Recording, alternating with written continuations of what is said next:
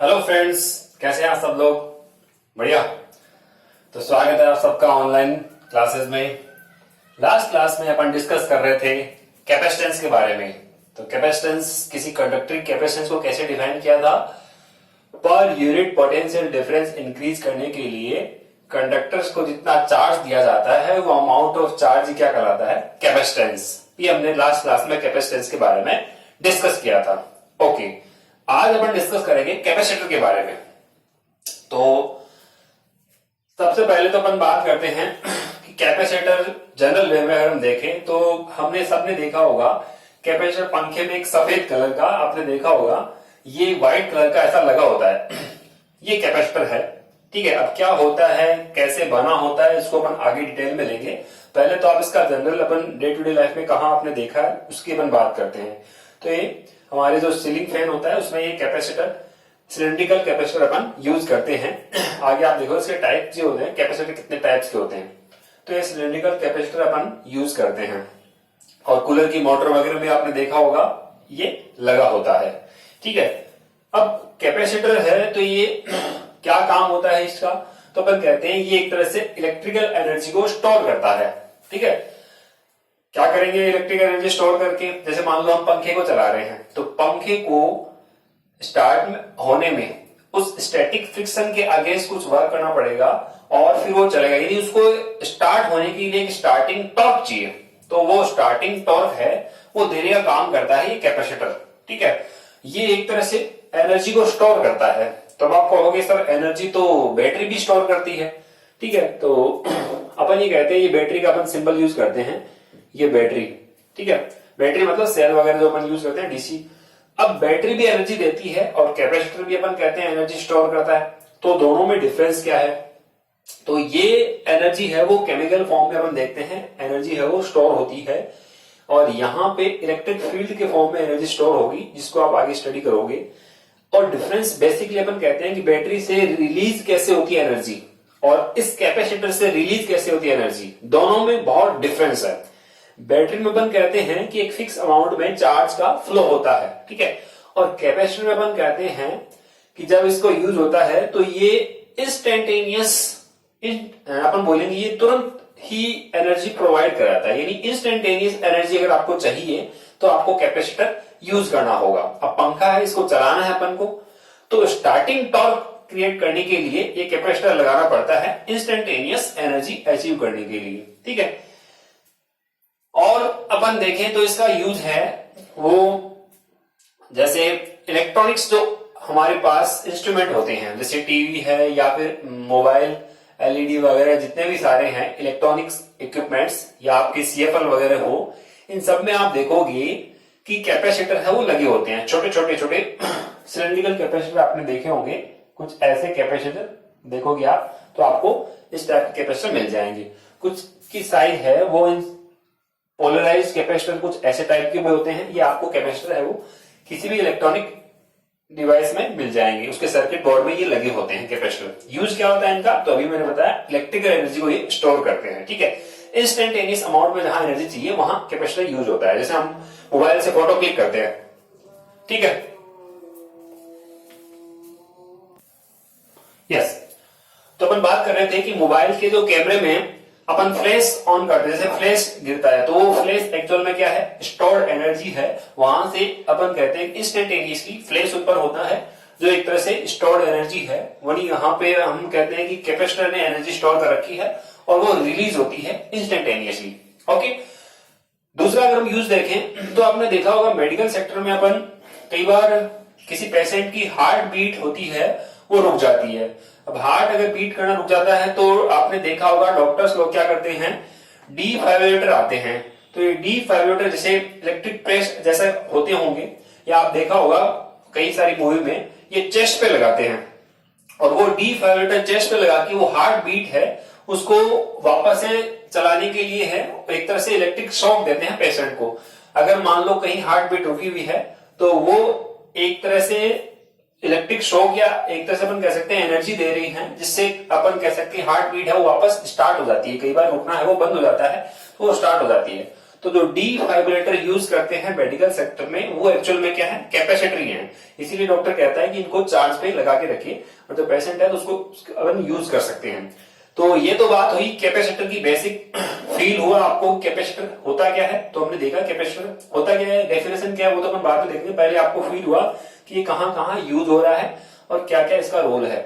Okay, तो ये अपन capacitor को स्टडी करेंगे अब। यस, अब कैपेसिटर क्या है, इसको अपन कैसे डिफाइन करेंगे। तो कैपेसिटर में होता क्या है, इसके अंदर क्या है। तो अपन कहेंगे कि सिंपल दो कंडक्टर हैं, ठीक है। तो अपन बोलेंगे मान लीजिए यहां पे एक ऐसा कंडक्टर है ये, ठीक है, जिसपे अपन कह रहे हैं कुछ चार्ज है +Q, और दूसरा कंडक्टर होता है इसमें -Q चार्ज, ठीक है। जनरली अपन ऐसा लेते हैं कि एक पे जितना +Q है दूसरे पे इतना इंड्यूस हो जाता है -Q, ठीक है। तो ये कोई दो कंडक्टर होते हैं जो सेपरेट होते हैं स्मॉल डिस्टेंस पे, ठीक है। एक कंडक्टर पे अगर +Q चार्ज है तो दूसरे पे इंड्यूस हो जाता है -Q चार्ज, ठीक है। जैसे मान लो ये एक कंडक्टिंग प्लेट है, इसकी इनर सरफेस पे यहां पे प्लस चार्ज हमने दिया है इसको, ठीक है। तो इसके पास में आप देखो कैसे इसको बनाया जाता है, वैसे इसके प्रिंसिपल में आ जाएगा। लेकिन यहां पे जो दूसरी प्लेट होती है उस पे ये क्या हो जाता है, माइनस इंड्यूस हो जाएगा, और दूसरी साइड में प्लस होता है, वो आगे जाके अपन इसको अर्थ कर देंगे, ठीक है। तो ये कैपेसिटर होता है बेसिकली। इसका जो प्लेट होता है इसका एरिया, दोनों प्लेटों का एरिया क्या रहता है, मोस्टली इक्वल रहता है, और इस पे जितना चार्ज होता है उतने ही अमाउंट का चार्ज, इक्वल अमाउंट का चार्ज रहता है, लेकिन अपोजिट नेचर का रहेगा, तो -Q चार्ज। अगर मान लो यहाँ पे +2Q है तो यहाँ पे -2Q चार्ज हो जाएगा, ठीक है। यहाँ पे +10 कूलम तो यहाँ -10 कूलम हो जाएगा ये चार्ज इंड्यूस। तो ये एक अरेंजमेंट है जिसे अपन कह रहे हैं कैपेसिटर, ठीक है। अच्छा, तो इसको अपन यहां थोड़ा सा डिफाइन भी करेंगे। यूज क्या है तो अपन ने बता दिया, इलेक्ट्रिकल एनर्जी स्टोर करता है in the form of electric field. क्योंकि आपको पता है यहां अगर प्लस चार्ज है, इधर माइनस चार्ज है, तो प्लस से माइनस की तरफ इलेक्ट्रिक फील्ड लाइन होगी, और वो इलेक्ट्रिक फील्ड लाइन का मीन से हो गया यहाँ पे क्या हो गया, इलेक्ट्रिक फील्ड है। तो एक एनर्जी स्टोर हुई है दोनों प्लेट्स के बीच में जो इन the form of electric field है। तो अपन यहाँ पे कैपेसिटर को डिफाइन करते हैं सबसे पहले। तो capacitor is an arrangement of two conductors separated by an insulated medium. दोनों को सेपरेट किया गया है इंसुलेटिंग मीडियम से।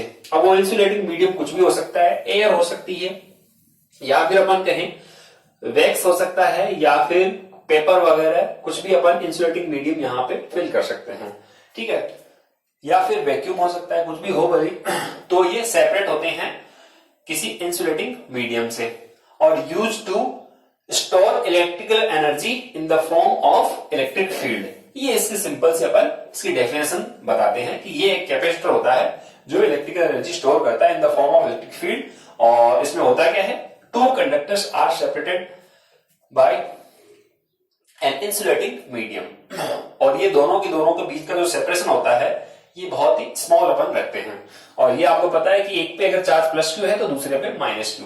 एरिया ऑलमोस्ट दोनों का क्या रहता है, इक्वल, दोनों प्लेट्स का, ठीक है। ये अपन सिंपल इसका अपन डेफिनेशन बता देंगे, ठीक है।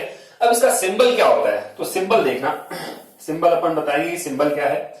सिंबल के लिए अपन दो, एक तो होता है फिक्स्ड कैपेसिटेंस का कैपेसिटर और एक होता है वेरिएबल। तो पहले अपन सिंबल की बात करते हैं। सिंबल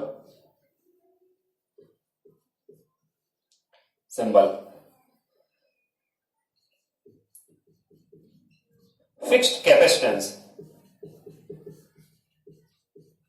इसका सिंबल कैसे होता है, तो सिंपल देखना आप,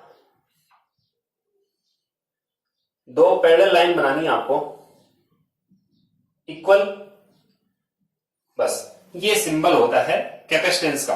फिक्स्ड कैपेसिटेंस वाले कैपेसिटर का ये सिंबल होता है। इसकी कैपेसिटेंस क्या रहेगी, फिक्स रहेगी। मान लो इसकी है तो सी ही कैपेसिटेंस इसकी रहती है।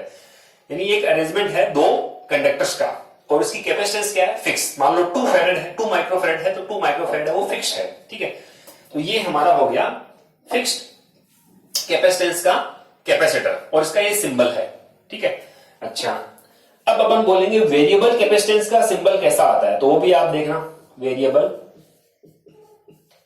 कैपेसिटेंस ये जस्ट ओनली क्या है, सिंबॉलिक रिप्रेजेंटेशन है उससे आपको कोई, केवल आपको ध्यान में रखना है कि ऐसे जहां भी सर्किट में लगा हो आप समझ जाना तुरंत कि ये क्या है, वेरिएबल कैपेसिटेंस है। केवल और केवल यहाँ पे बीच में आपने एक क्रॉस कर दिया है, एक लाइन लगा दी हमने, तो ये वेरिएबल कैपेसिटेंस है। ठीक है, तो यहां से अपन बता सकते हैं, ऐसा कुछ नहीं है कि यहाँ पे सेपरेशन ज्यादा कम, वो सिंपल सा अपन नोटेशन और कुछ भी नहीं है यहाँ पे। ठीक है, अब इसका मीन क्या, जैसे अपन ये सिंबल, ये किसका सिंबल है पता है हमें, रेजिस्टेंस का सिंबल है। ठीक है, तो ये अगर मान लो इसको अपन यहाँ पे बीच में एक ऐसा एरो कर दे तो ये शो करेगा वेरिएबल रेजिस्टेंस को।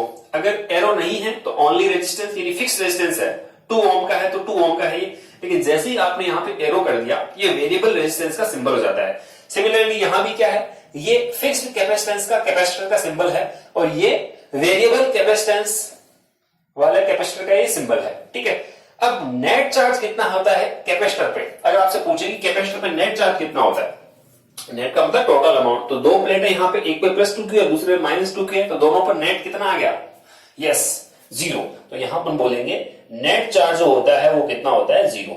लेकिन जनरली जब भी बोला जाए कि कैपेसिटर की प्लेट को क्यू चार्ज दिया गया है तो आपको वहां मानना है कि एक प्लेट पे क्यू है तो दूसरे पे ऑटोमेटिकली -q चार्ज है वो इंड्यूस हो जाता है, समझ रहे हो।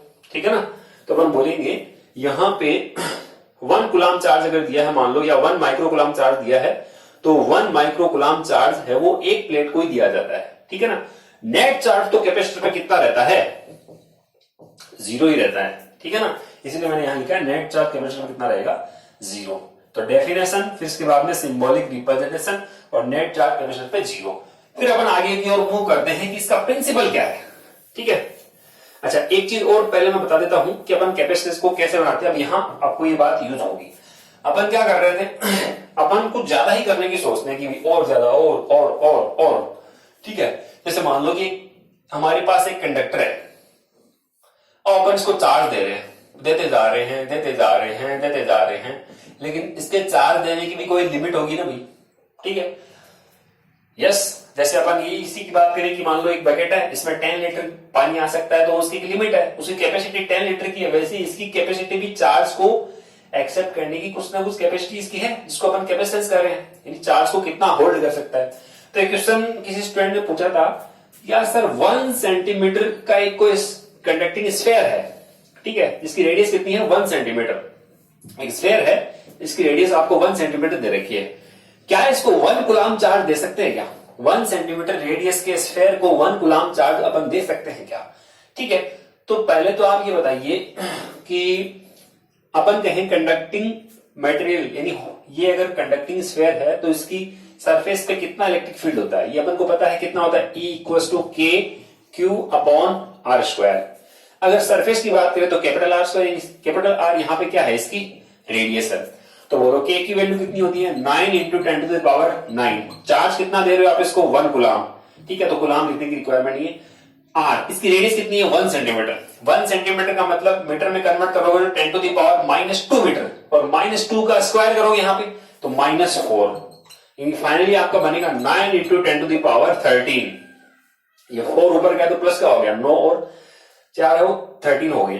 ठीक है, अब इतना इलेक्ट्रिक फील्ड बन गया है किस पे, इस 1 सेंटीमीटर के किसी इस कंडक्टिंग स्फेयर पे। अब आप बताओ, हमने यहां पे बोला था कि एयर के लिए, एयर की अगर हम बात करें तो एयर के लिए डायरेक्ट्रिक स्ट्रेंथ यानी ए की वैल्यू जो होती है वो कितनी होती है, वो अपन ने देखा था 3 × 10⁻6।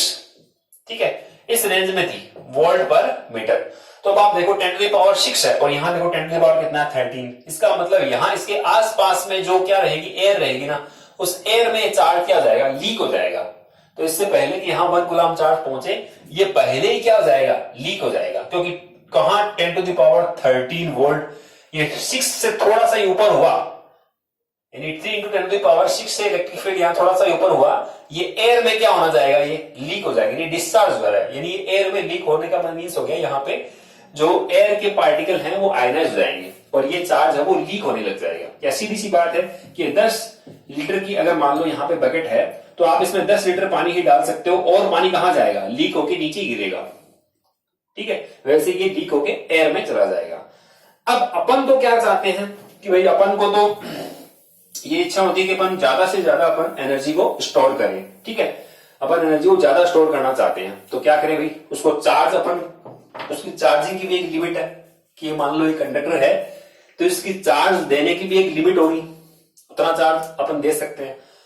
अब अपन ये चाहते हैं कि चार्ज की वैल्यू को अपन चेंज न करें, अब चार्ज भी अपन और ज्यादा देना चाहिए नहीं, अब चार्ज को बढ़ाना चाहते हैं तो क्या ऑप्शन आपके पास, इसकी कैपेसिटेंस को बढ़ाना चाहते हैं। हमारा फोकस है वो क्या करना, कैपेसिटेंस को इंक्रीज करनी, सी की वैल्यू को अपन क्या करना चाहते हैं, इंक्रीज करना चाहते हैं।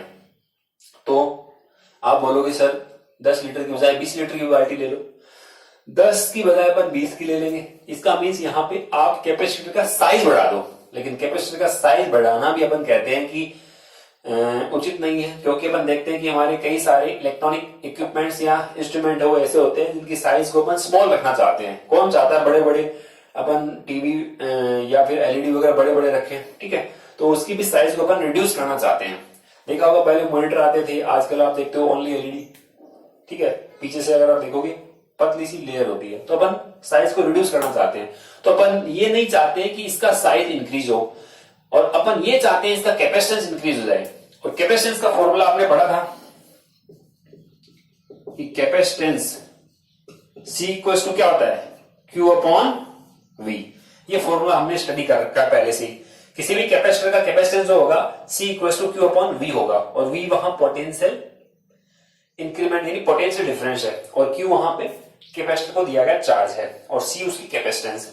तो बताओ भाई, अपन Q को, अपन कैपेसिटेंस को इंक्रीज करना चाहते हैं, तो बताइए Q कांस्टेंट रहे, तो यहां अपन क्या करें, पोटेंशियल की वैल्यू को डिक्रीज करते हैं अपन, यानी इस ये जो हमारा कंडक्टिंग स्फीयर है, इस कंडक्टिंग स्फीयर के पोटेंशियल को कम कर देंगे अपन, पोटेंशियल को कम करेंगे अपन, तो यहां पे C की वैल्यू क्या हो जाएगी, इंक्रीज हो जाएगी। अब आप कहोगे सर आपने एक दिन तो कहा था कि Q और V पे C है वो कभी डिपेंड नहीं करता, तो यहां पे कॉन्ट्राडिक्टरी कैसे है? तो इसमें हमारे समझने में थोड़ा सा फेर है। हम यहाँ पे बात कर रहे हैं इसके पास अपन दूसरा कंडक्टर लेके आएंगे जिससे इसका पोटेंशियल है वो डिक्रीज हो जाएगा, ठीक है ना।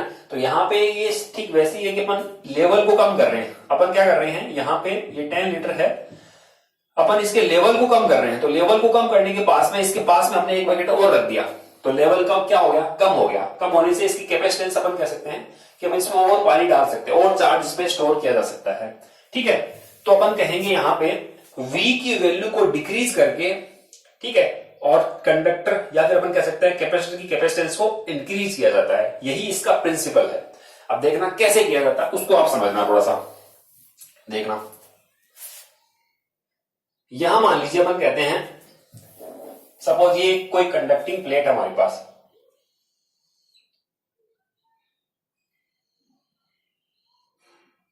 ठीक है। अब अपन कह रहे हैं कि इसको चार्ज दे रहे हैं अपन, ठीक है, तो यहां पे इसको अगर चार्ज दिया गया है तो प्लस चार्ज अपन ने दिया है इसको, ये चार्ज कंडक्टिंग प्लेट है, तो दोनों ही सरफेस पे वो चार्ज रहेगा।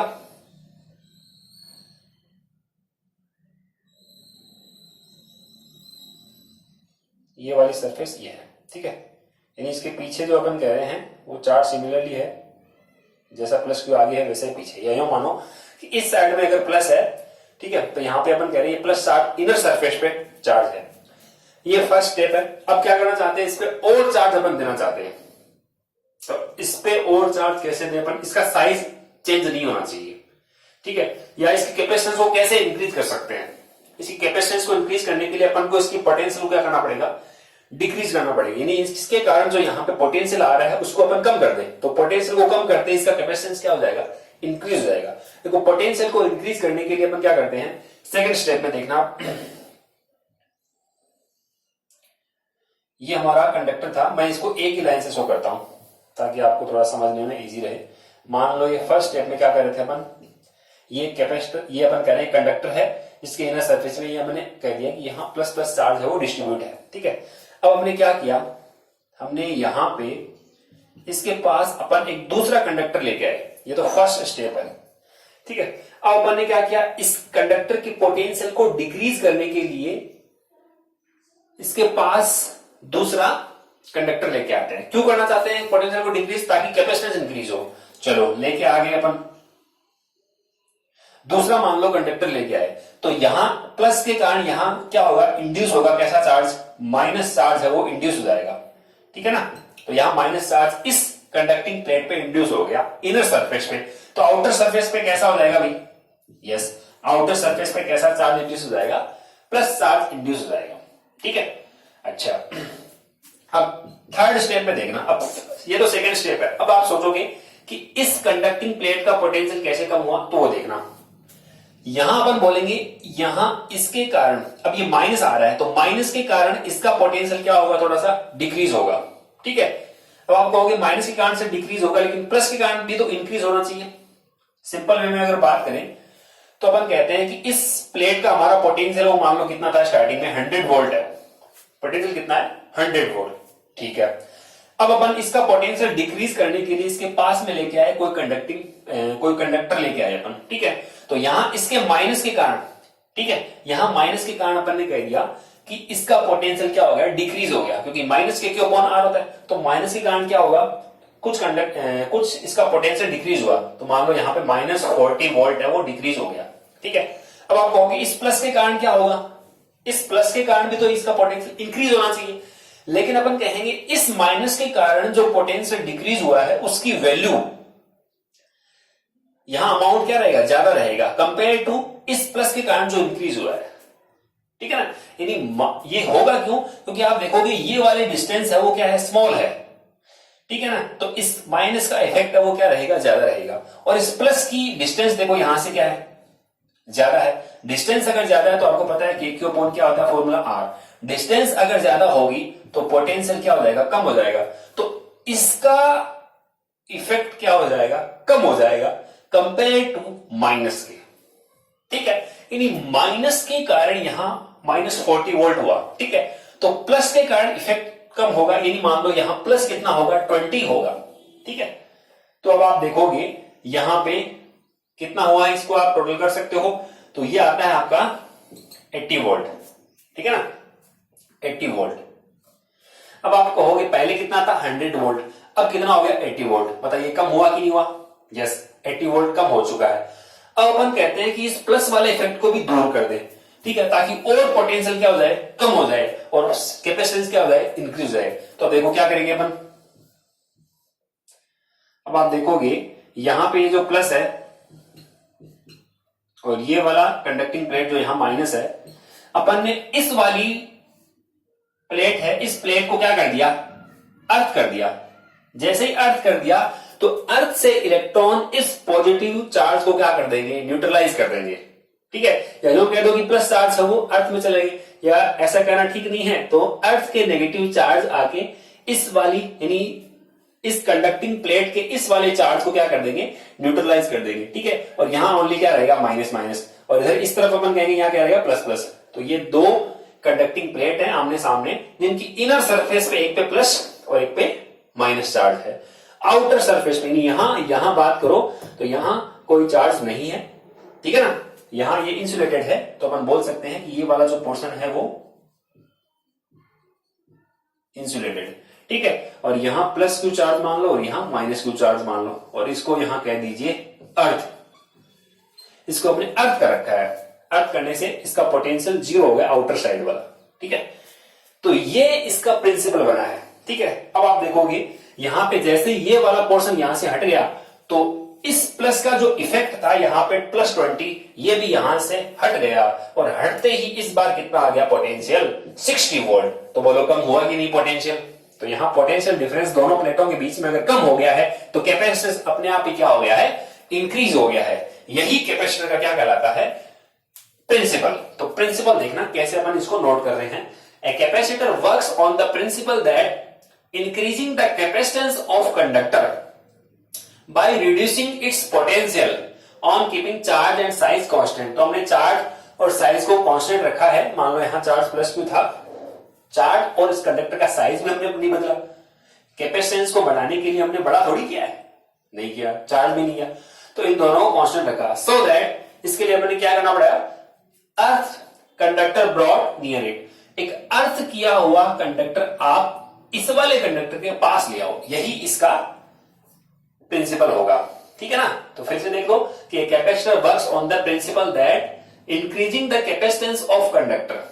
आपको करना क्या होता है, फोकस क्या होता है, कंडक्टर के कैपेसिटेंस को इंक्रीज करना, increasing the capacitance of conductor by reducing it's potential, इसके पोटेंशियल को रिड्यूस करके इसके कैपेसिटेंस को इंक्रीज करना, on keeping charge and size constant. किसका साइज, कंडक्टर का साइज कांस्टेंट रखेंगे अपन, ठीक है। सो दैट क्या करेंगे इसके लिए, अर्थ कंडक्टर ब्रॉड नियर इट, एक अर्थ किया हुआ कंडक्टर आप पास लेके आओगे, ठीक है। तो यहां पर मैं लिखता हूं ये हमारी फर्स्ट स्टेप होगी। फर्स्ट स्टेप में ये था। सेकेंड स्टेप में अपन क्या कर रहे हैं, यहां पे दूसरा कंडक्टर लेके आ रहे हैं जिसपे आउटर साइड पे क्या आ गया, प्लस आ गया। तो तीसरी स्टेप में हमने क्या किया, इसको अलग ही कर दिया, यानी इसको अर्थ कर दिया। अर्थ करते ही इसका इफेक्ट कम हो गया है, ठीक है। तो ये इसका प्रिंसिपल हो गया। तो आज हमने स्टडी किया है कैपेसिटर को। अगली क्लास में अपन स्टडी करेंगे कैपेसिटर की जो टाइप्स है उनको, 3 टाइप्स अपन स्टडी करेंगे, parallel plate capacitor, second spherical capacitor और थर्ड होगा हमारा सिलेंड्रिकल कैपेसिटर, ठीक है। तो फिलहाल आज तक के लिए तो इतना ही। आप स्टार्टिंग यहां हेडिंग लगाओगे कैपेसिटर, इसकी डेफिनेशन लिखोगे और इसका कैपेसिटेंस का फॉर्मूला तो सेम वही है, ठीक है। सिंबल इसका ये रहेगा, वेरिएबल कैपेसिटेंस का ये हो गया, नेट चार्ज 0 अपने को दे दिया। इसका प्रिंसिपल क्या है, तो प्रिंसिपल में आप यहां पे ये डायग्राम बना लेना, ठीक है ना। ये डायग्राम 1 2 3, ठीक है, और यहाँ पे नोट कर देना। तो जनरली अपन हर बार अपन कैपेसिटर को इसी सिंबल से यूज करेंगे, एक लाइन ऐसी, एक लाइन ऐसी, यहाँ पे प्लस प्लस प्लस प्लस, यहाँ माइनस माइनस माइनस। तो ध्यान ये रखना है आपको कि ये इनर सरफेस पे ही चार्ज को आपको शो कर रहा है, आउटर सरफेस पे अपन चार्ज शो नहीं करेंगे, ओके। अभी 5 मिनट्स और है तो अपन थोड़ा सा और डिस्कस कर लेते हैं इसको। कैपेसिटेंस के जो टाइप आएंगे वो 3 टाइप्स अपन स्टडी करेंगे, ठीक है। और इसके लिए अपन फॉर्मूला आगे आप देखोगे 3 टाइप्स कौन कौन से।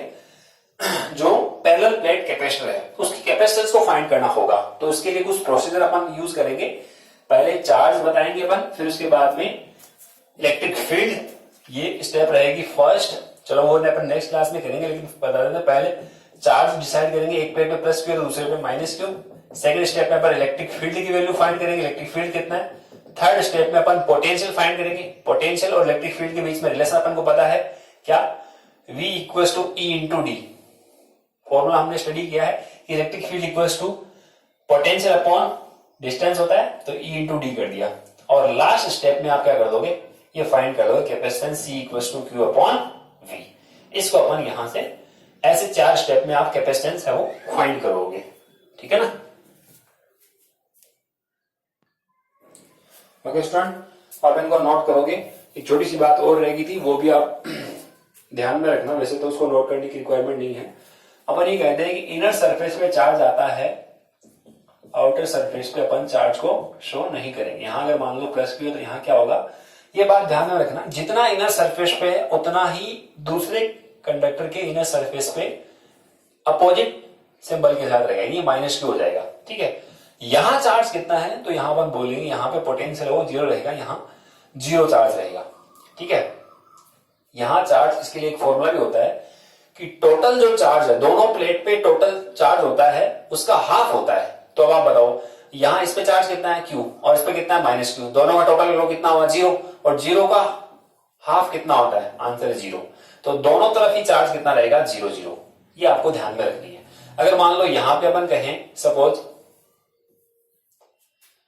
Q1 चार्ज है, यहां पे अगर हम कहें Q1 चार्ज है और इस पे कितना है Q2, ठीक है। तो इधर कितना आएगा Q1 प्लस Q2 अपॉन 2, यहां भी कितना आएगा Q1 प्लस Q2 अपॉन 2, ठीक है। अब यहां इस प्लेट पे टोटल चार्ज कितना था Q1, इस तरफ अगर Q1 प्लस Q2 है तो इनर सरफेस पे कितना आएगा, तो आप यहां पे क्या होगे, टोटल चार्ज Q1 है तो Q1 में से माइनस कर दो किसको, Q1 प्लस Q2 को आप माइनस कर दीजिए, ठीक है। यानी टोटल चार्ज तो Q1 था, तो Q1 में से इसको माइनस कर दो, तो ये माइनस करोगे तो कितना आएगा, यहाँ पे एलसीएम ले लो 2, तो ये आएगा 2 Q1 minus Q1 plus, sorry ये माइनस हो जाएगा ना, यहाँ ये माइनस ये ब्रैकेट में है तो ये माइनस Q2, तो यहां से 2 Q1 में से Q1 माइनस होगा तो क्या बनेगा यहाँ पे Q1 माइनस Q2 अपॉन 2, तो इनर सरफेस पे आ जाएगा Q1 माइनस Q2 अपॉन 2। और ये आपको मैंने पहले कह दिया, जो इनर सरफेस पे होता है वो इस साइड में इसका जस्ट अपोजिट होगा, तो यहां पे क्या आ जाएगा Q1 माइनस Q2 अपॉन 2, और इसके आगे यहां क्या साइन लग जाएगा, माइनस का। इसको एक सिंपल से एग्जांपल से अपन समझ सकते हैं कि यहां अगर मान लो 2 माइक्रोकुलाम चार्ज है और यहां 4 माइक्रोकुलाम चार्ज है, ठीक है ना, इसको ऐसे समझ सकते हैं, यहां 2 है और यहां 4 है, ठीक है। तो टोटल सरफेस पे चार्ज कितना है, टोटल पे 2 है और इस पे टोटल पे कितना है, 4 है। बताओ इस तरफ कितना आएगा, तो 2 प्लस 4 कितना होता है, 2 प्लस 4 6, और 6 का हाफ कितना होगा, 3 माइक्रोकुलाम। इधर भी कितना आएगा, 3 माइक्रोकुलाम।